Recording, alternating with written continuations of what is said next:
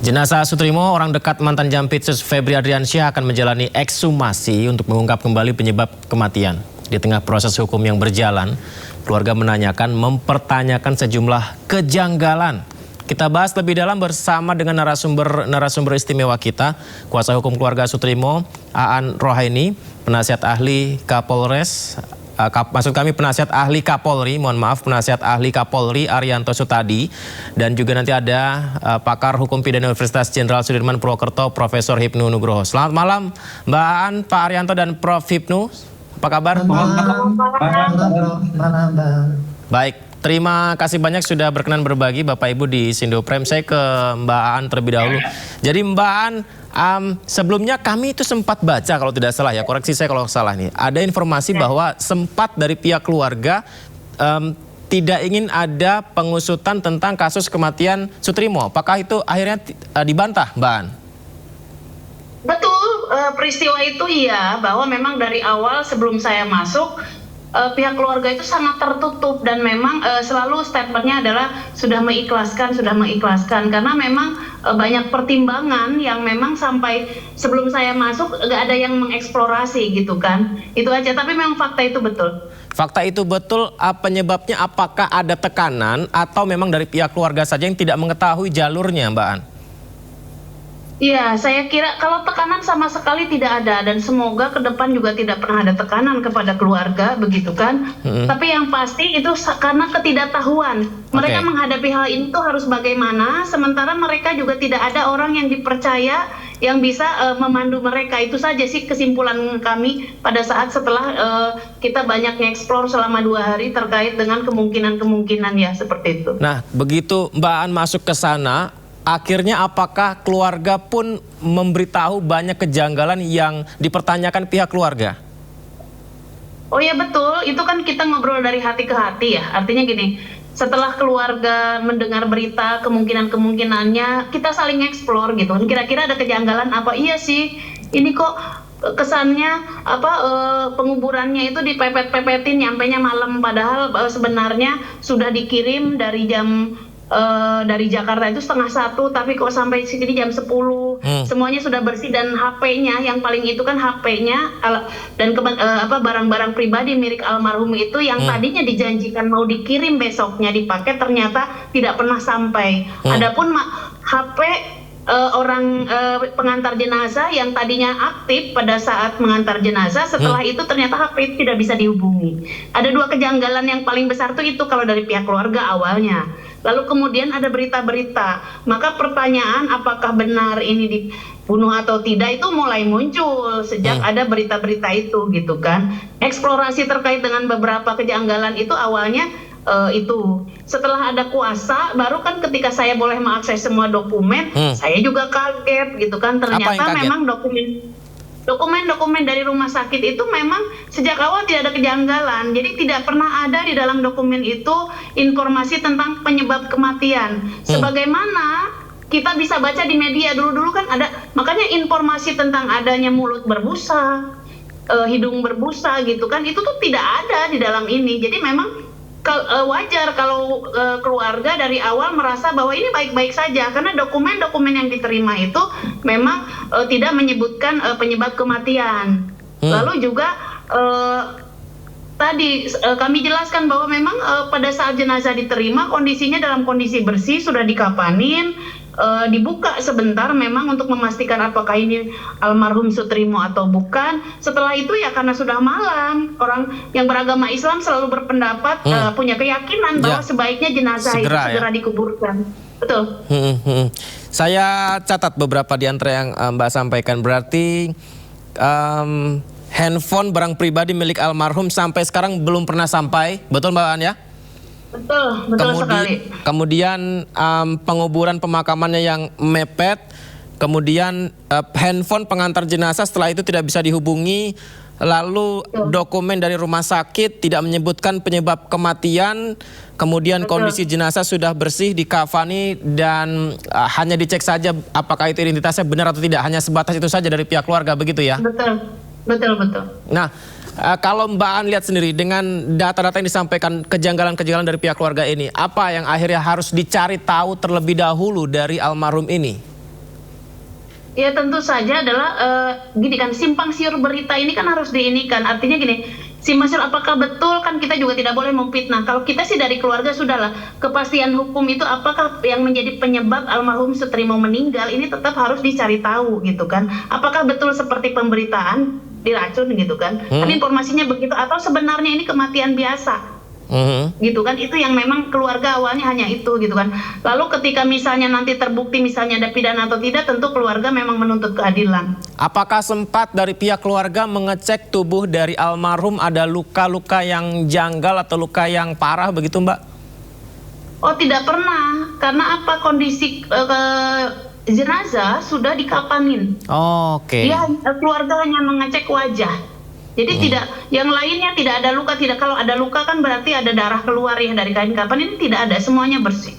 Seperti itu. Jadi tidak dilakukan pemeriksaan lebih detail terhadap keberadaan jenazah begitu. Ekshumasi ini apakah langkah dari pihak keluarga dan kuasa hukum juga permintaan atau dari pihak kepolisian sendiri Mbak An?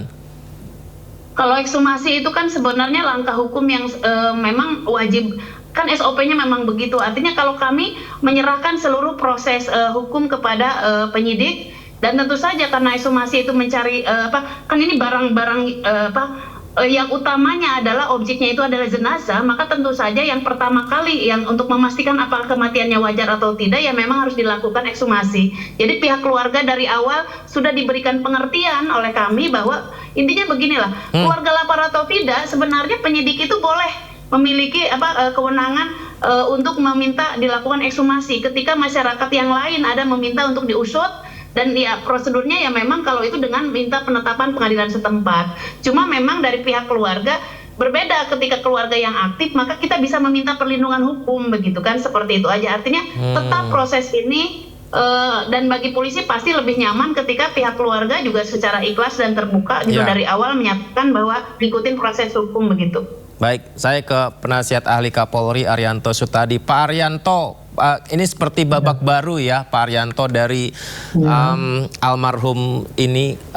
Ketika kasus ex Jampitsus muncul kemarin Pak Arianto, kemudian ini kan sebuah kasus raksasa ya Pak Arianto. Tiba-tiba orang terdekatnya meninggal dunia. Akan tetapi dari pihak keluarga sempat, tadi dijelaskan juga, sempat tidak ingin menuntut panjang, sudah mengikhlaskan begitu Pak Arianto. Tapi kalau Pak Arianto sendiri melihatnya dari awal, apakah ini sudah janggal atau ketika keluarga menyampaikan demikian, ya berarti case close?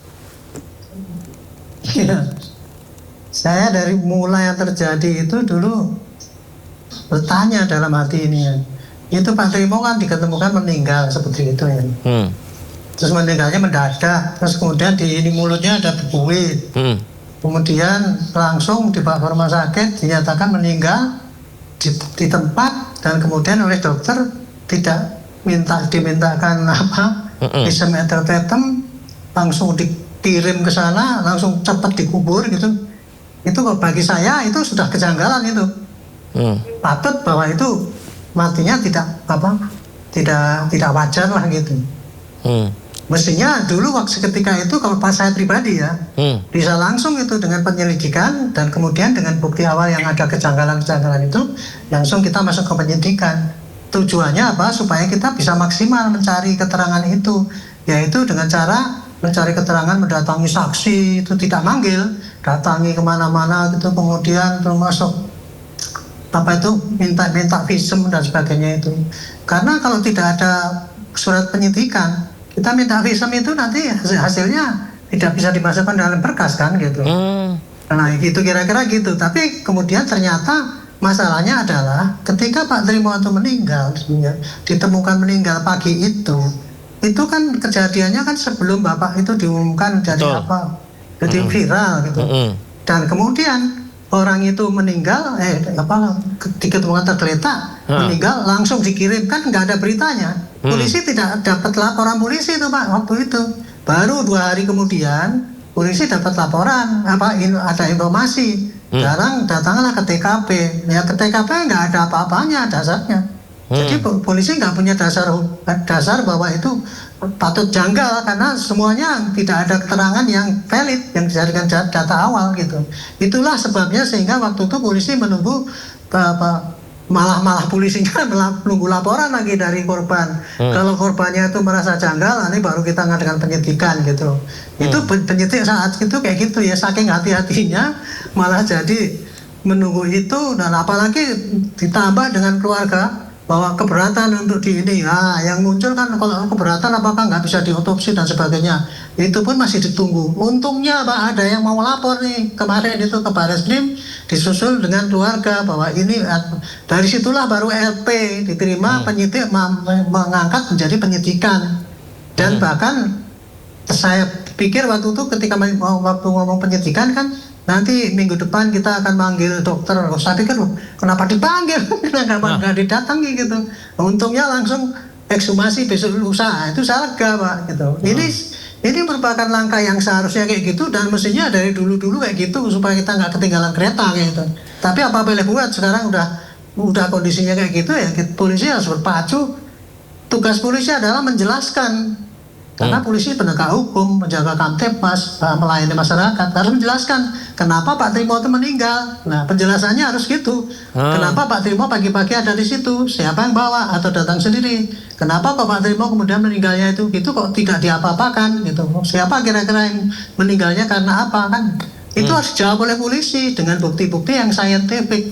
Ini kira-kira yang terjadi selama ini Pak. Jadi baik. Gitu. Pak Haryanto, saya coba bedah lagi bagaimana ketika awal peristiwa ini terjadi. Jadi Pak Trimo ini ditemukan tergeletak, mulut berbusa dan dibawa ke rumah sakit hingga akhirnya meninggal dunia. Itu sebelum ex-Jampitsus ditetapkan sebagai tersangka dan sebelum dilimpahkan atau diserahkan kepada kejaksaan. Berarti pada saat kasus ini terjadi begitu, jika ada orang terdekatnya meninggal dunia, patut diduga ini sangat janggal berarti Pak Haryanto. Bukan karena janggalnya gitu ya. Umum pasti akan menduga, pasti kayak gitu kan. Karena ini orang terdekat, ini saksi kunci, pastilah kemungkinan ya kalau memang itu terjadi benar-benar kayak gitu ya pasti akan jejaknya kan dihilangkan itu. Orang umum menduga kayak gitu. Kalau umum menduga kayak gitu tuh polisi juga pasti menduga kayak gitu Pak. Sama dugaannya gitu kan. Cuman polisi itu tidak bisa hanya menduga-duga kayak gitu, kemudian ikut-ikut pakai aksioma kemudian melakukan penyidikan yang sesuka dia sendiri gitu. Tetapi mestinya polisi kemarin begitu melihat kayak gitu ya, dia mesti cari bukti awal dulu. Nah bukti awalnya sudah didapat kan ketika datang ke TKP, itu ternyata sampai di rumah sakit kemudian cepat-cepat dikirim, ya itu harusnya itu sudah menjadi bukti awal bahwa ini kalau patut diduga nih kayak gitu. Itu pemikiran saya, tapi nggak tahu kalau karena pemikiran polisi lain-lain, penyidik itu punya insting yang lain-lain, punya pengalaman yang lain-lain, itu semua adalah diskresi daripada penyidik.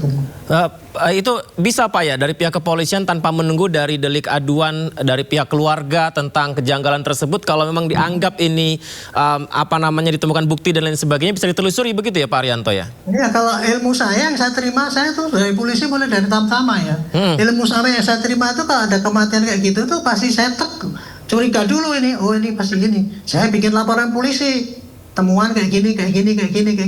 Kan polisi bisa langsung menyelidiki tuh.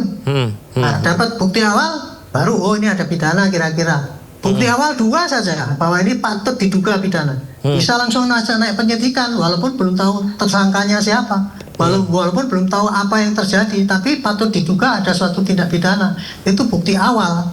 Bukti awal minimal ada 2 kan itu kan. Iya, 2 alat bukti. Artinya tidak sulit untuk mencari bukti itu. Karena saya itu yang saya terima ya kayak gitu. Soalnya waktu itu Pak Haryanto ketika almarhum meninggal dunia, Pak Trimo meninggal dunia ini, saya sempat membahas dengan psikolog forensik bahwa ini kan almarhum ditemukan di salah satu klinik di dekat rumah ya, di sana. Ternyata itu adalah klinik bukan klinik kesehatan umumnya begitu, dan sudah lama tutup begitu. Artinya kan orang yang tinggal di situ seharusnya tahu ya tujuannya kemana, klinik itu apa dan berapa lama. Hal itu juga sebenarnya masyarakat umum pun menganalisanya janggal Pak Haryanto. Iya, itu yang terjadi sekarang ini umum udah mengatakan janggal lah. Kalau saya mengelak bahwa itu nggak janggal, saya bohong tuh namanya, saya bukan polisi. Cuman polisi nggak boleh gegabah gitu loh. Harus ada bukti-bukti awal yang saintifik supaya nanti kalau diungkap di pengadilan itu bisa dipertanggungjawabkan, nggak di pra-peradilan, kira-kira gitulah. Baik, saya ke Prof Hipnu. Prof, kematian Sutrimo ini akhirnya menjadi masih misteri, tapi menjadi babak baru ketika keluarga memutuskan untuk siap melaporkan. Apakah ini akan membuka semuanya, Prof? Ya, ini kematian itu karena ini kematiannya masih misteri. Tadi otopsi, ekshumasi itu suatu yang sangat penting. Karena ini kayaknya harus mengenai scientific crime investigation. Apa itu otopsi? Ada 3 jenis otopsi. Otopsi klinik itu kalau untuk mengetahui penyakitnya. Otopsi anatomik itu untuk adik-adik mahasiswa kedokteran. Otopsi forensik untuk pembuktian siapa, apa, dan mengapa kasus itu terjadi. Nah, dalam hal seperti ini tampaknya ekshumasi ini adalah untuk mengetahui penyebab kematian. Penyebab kematiannya karena apa? Karena luka, karena racun, atau karena apa? Karena dari kematian itu akan terlihat sebetulnya nanti adakah orang yang melakukan. Nah, ini yang kita ketahui dari otopsi forensik tadi akan kelihatan walaupun memang keluarga melarang, tapi dalam kepentingan hukum wajib untuk dilakukan ekshumasi kembali karena ini untuk kepentingan peradilan. Dengan demikian diketahui penyebab kematian. Karena kalau tidak diketahui penyebab kematian agak sulit. Dengan diketahuinya penyebab kematian itu nanti akan terlihat akan siapa dan mengapa, dari mana itu perbuatan terjadi. Jadi masih panjang ini tampaknya. Karena kalau kita lihat dalam suatu konsep pembuktian, selain otopsi, paling tidak sebetulnya kalau itu di Jakarta itu ada CCTV. CCTV RT, RW, atau jalan. Ada atau tidak? Itu akan terlihat sebetulnya. Jam berapa almarhum itu berangkat, dengan siapa, atau sudah dalam keadaan bernyawa. Itu akan kelihatan sekali. CCTV terdekat. Maka dalam seperti ini, kunci utama sejauh mana Polda Bareskrim atau Polda Metro adalah mengoptimalkan scientific crime investigation untuk membuka itu.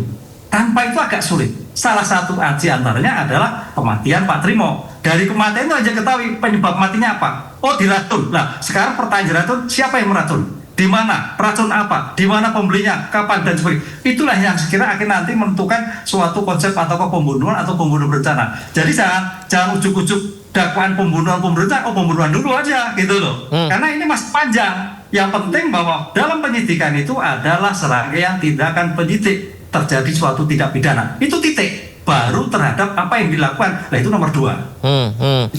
Tapi Prof, ketika kasus ini disampaikan, disuarakan oleh netizen, tapi ternyata almarhum seakan-akan cepat nyampai di di pihak keluarganya, kemudian pihak keluarga juga seakan cepat menyampaikan mereka sudah ikhlas, tidak ingin melanjutkan lebih jauh. Apakah menurut Prof ini ada kemungkinan yang melakukan setting dari peristiwa ini, Prof? Ya, kalau kita melihat hasilnya dulu, Mas. Kita nggak usah menduga-duga. Hasil ekshumasi tadi nanti besok itu akan kelihatan apakah penyebab kematian. Kalau itu kematiannya ada faktor X, berarti ada setting. Kan gitu. Tapi Pak Arianto betul memang dari kasus belakang. Tapi yang lebih memastikan adalah hasil ekshumasi. Karena hasil ekshumasi itu ada dokternya nanti disumpah sesuai dengan keahlian masing-masing, dengan kedokteran forensik. Tadi saya katakan otopsi, apa itu? Melihat sendiri. Jadi nanti dokter itu melihat sendiri terhadap jenazah yang diperiksa. Oh, adanya racun, oh adanya bubuk, oh adanya ABC dan sebagainya. Itu dokter yang mengetahui. Dari simpulan otopsi itu keluar visum, berarti kematiannya ada tidak wajar karena faktor ABC. Disitulah nanti tugas penyidik Bareskrim untuk melihat siapa pelakunya, siapa saja dan kapan terjadinya. Termasuk kematian pun akan kelihatan. Apakah matinya jam 4, jam 5, jam 6 akan kelihatan. Jadi ini otopsinya secara utuh dalam melihat suatu kematian bersangkutan. Prof, masih jauh nggak kalau kita ngait-ngaitin ini ada hubungannya dengan kasus ABCD, Prof? Ya, kalau besok nanti hasilnya, kalau hasilnya kematian ada O, berarti pasti ada ABCD. Pasti itu. Kita kan tahu dulu besok ekshumasi ini. Ini kan kita nggak boleh berandai-andai ya. Kan dalam ilmu hukum itu kriminalistik sebagai bentuk forensik itu bagian strategi untuk mengungkap perkara penyebab kematian. Apa itu dengan forensik? Apa itu forensik? Ilmu pengetahuan untuk membantu membuka pembuktian. Apa itu? Dengan kedokteran forensik. Kan gitu. Disitulah pasti kalau besok sore itu Rabu sore ya, sudah ditemukan bahwa kematian tidak wajar, pasti ada sesuatu ABC dan sebagainya. Baik, saya ke Mbak Aan kembali. Tadi saya penasaran Mbak An bilang soal dokumen dari rumah sakit yang tidak menyebutkan tentang penyebab kematian Mbak An. Isi dokumennya seperti apa Mbak An? Mungkin bisa diceritakan kembali. Tapi setelah jeda ya Mbak An dan Bapak-Bapak sekalian, kita iklan terlebih dahulu. Kami segera kembali pemirsa.